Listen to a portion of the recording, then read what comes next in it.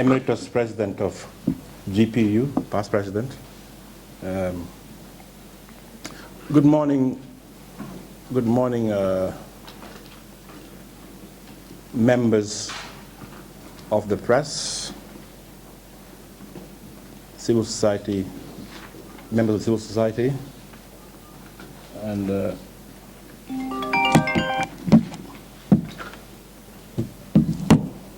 to my right, Commissioner, I always call him Commissioner Yankuba, head of Election Watch.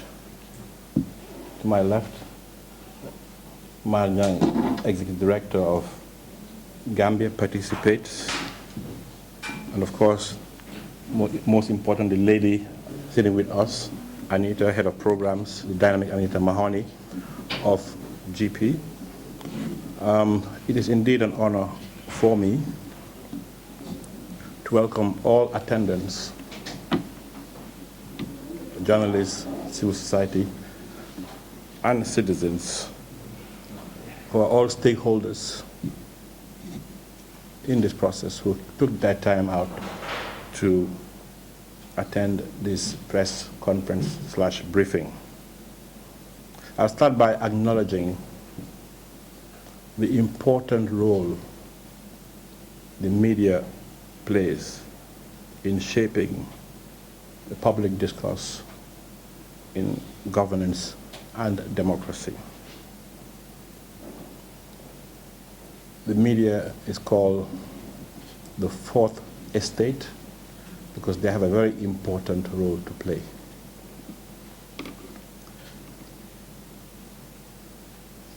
It is not lost to Gambians of the immense role our brothers and sisters, mothers and fathers and uncles and aunties who live abroad, either to be educated or for greener pastures, the immense contribution they make to our country, not only economically, I think that is well established, socially, and also to our political trajectory. Diaspora, as it's called, for me, I call them Gambian brothers and sisters, are citizens of the Gambia and enjoy every right as every Gambian.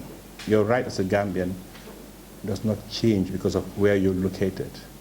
I don't think any Gambian would live elsewhere if they have the option of living in the Gambia. So it's not a matter of choice. Many Gambians migrated for economic reasons or to seek a better education or opportunities. Those Gambians played a very critical role in ensuring the end of dictatorship. They played a very critical role in restoring democracy. Those sons and daughters of Gambia, there's a time for those of us that lived in Gambia under the dictatorship that even this media could not have this press conference. This media could not speak. It was the likes of Freedom Newspaper, Gainako, Echo, Gambia L, that amplified our voices, that spoke for us. When we were in Gambia, muzzled, we couldn't speak. The diaspora played a big role in even getting the political parties to come together, the Democratic Front. And so many put their resources, energy, intellect. Some of them risked their lives, did everything possible to end dictatorship. And Coalition 2016 arose after Solo Sendeng went out protesting for electoral reform. He lost his life. He gave his life. He sacrificed his life for the greater good, for Gambia to be free from dictatorship, for Gambia to have an electoral system that is fair and equitable, that will allow Gambians to be able to make informed choices as to who should lead and steer their affairs. That's what Solo Sending died for. He died to make sure we have justice, we are free, and we have an inclusive and participatory democracy. Today, 8 years after, the promise is made of ensuring that the electoral reforms required is put in place, one of which was to just ensure diasporans, that is Gambians who reside abroad, not only in America, in Senegal, in Guinea-Bissau, in Mali, or Cote d'Ivoire, are able to exercise their constitutional right, which is guaranteed by Section 39, to vote where they live and reside at that point in time, rather than flying back to Gambia or driving back to Gambia. This is already given by the law, provided by the law. This is given by, Yahya Jammeh's constitution, I'll call it that. Already, 1997 constitution, that is colloquially called the Jammeh Constitution. They even provided for that possibility, that right. And also the Election Act provides for the registration of diasporans. It mandates the IEC to compile and register diasporans living abroad. Section 141 clearly states that the IEC may make rules to ensure people in diaspora can vote in presidential elections. So there is no doubt that the law of the land, as it stands, as confirmed by the Supreme Court case of Bakari Bunja Dabo, Coach Samo Jau, and others against the IEC, the Attorney General and the IEC, the Supreme Court affirmed with clarity that all Gambians living in the Gambia, outside the Gambia, have a right to be registered and vote in all national elections, and urge the IEC to discharge their duty, their legally mandated duty to register Gambians abroad so that they can vote. In fact, in that case, the IEC considered that, yes, we know that we are legally mandated to register Gambians abroad to vote, and undertook to do it. In fact, there was subsequently a budgetary allocation for that purpose, somehow, somewhere. And that informed the passage of the elections bill, which is now before the National Assembly. The elections bill was subject to extensive consultative process of stakeholders, the inter-party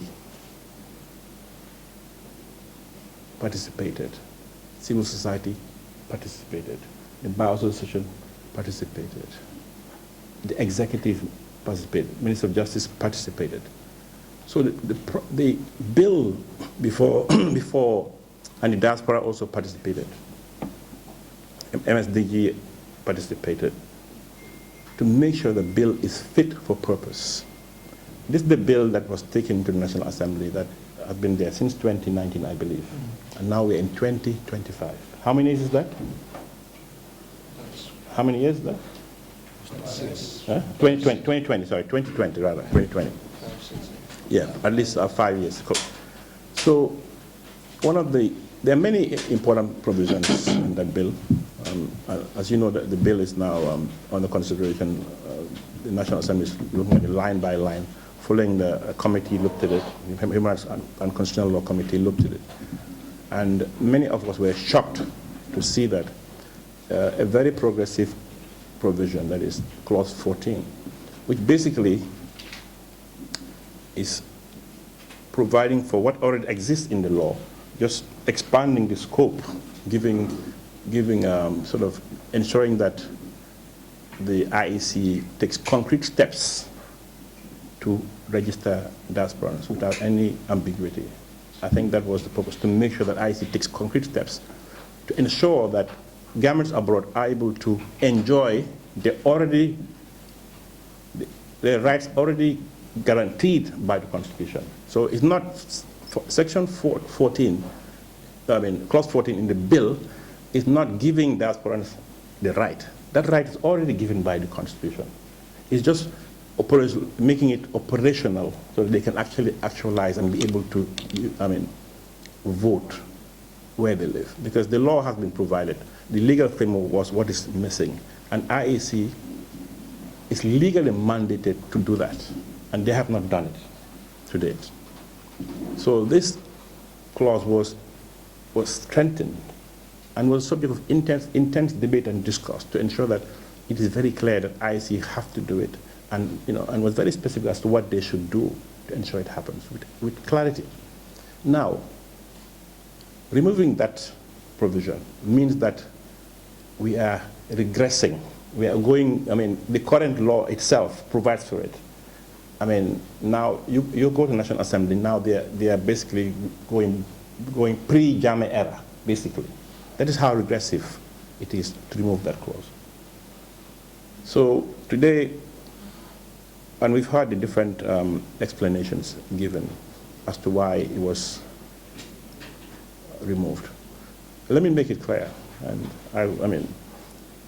there is no legal obstacle or inconsistency with having, let me make clear, there is no legal inconsistency. It is not inconsistent with the Constitution. That bill was brought in by the executive through the Ministry of Justice. It was drafted and presented through the Ministry of Justice. The Ministry of Justice is the chief legal advisor of government. The Ministry of Justice will not bring any bill that is not in line with the Constitution. This bill went through committee, and committee in the recommendation left clause 14 in it. The committee had extensive consultations. If it was not in line with the Constitution, I think it would not be on the floor. It would have been picked up at all those stages. So I think we need to put to rest the notion that having clause 14 in the bill is inconsistent with the Constitution. To the contrary, deleting clause 14 is potentially unconstitutional because section 100, I think 2 and sub C of the Constitution makes it clear that the legislative power of the National Assembly does not extend to making laws that will negate pre-existing rights of citizens or rights provided affirmed by a court of law. In this case, Section 39 says clearly that all Gambians have a right to vote, and Supreme Court has clarified the law, this provision, that this means all Gambians, regardless of where you live. So as it stands, the Supreme Court being the apex court and the final court, meaning the Supreme Court's decision is final as to what the law is. There's no doubt that diasporans have a right to be registered and to vote in elections. So for National Assembly now to take out a provision that would, in effect, deprive Gambians of the right, or dilute that right, or restrict that right, that is also potentially not in line with the Constitution. So today, we are here as part of a consortium of Gambian civil society, that is Elections Watch, led by Yankuba, Gambia Participate, led by Mar Nyang, and Edward Francis Small, led by Madi Jobate, and other stakeholders who came together and did a thorough review of the issues around the deleted clause 14 and came up with a position paper to help and assist our National Assembly member revisit their decision and highlight what we believe is the correct legal position so that they can make a better informed decision and bring back the clause in line with what the majority of Gambians want. We've also developed an FAQ, frequently asked question, to summarize the issue, which we also will share in due course, to make sure that also the press, you will spread this information. So in the public discourse, the correct information is out there for the public to judge for themselves. We do not claim to have a monopoly of knowledge or wisdom. As you know, every issue can be seen with different lenses. But we do believe that our position is in line with the law, and it has been succinctly documented and referenced with the law, which you can read for yourself. And we don't decide what the law is. It's the Supreme Court. Any lawyer can have a view on what a law is, but the final arbiter, that is the final say as to what is law or constitutional, is the Supreme Court. And the Supreme Court has made a pronouncement on this, and a very clear pronouncement, unequivocal pronouncement as to the right of diasporans to be registered and to vote in elections. On that note, I thank you all for taking time, and other speakers will come in and explain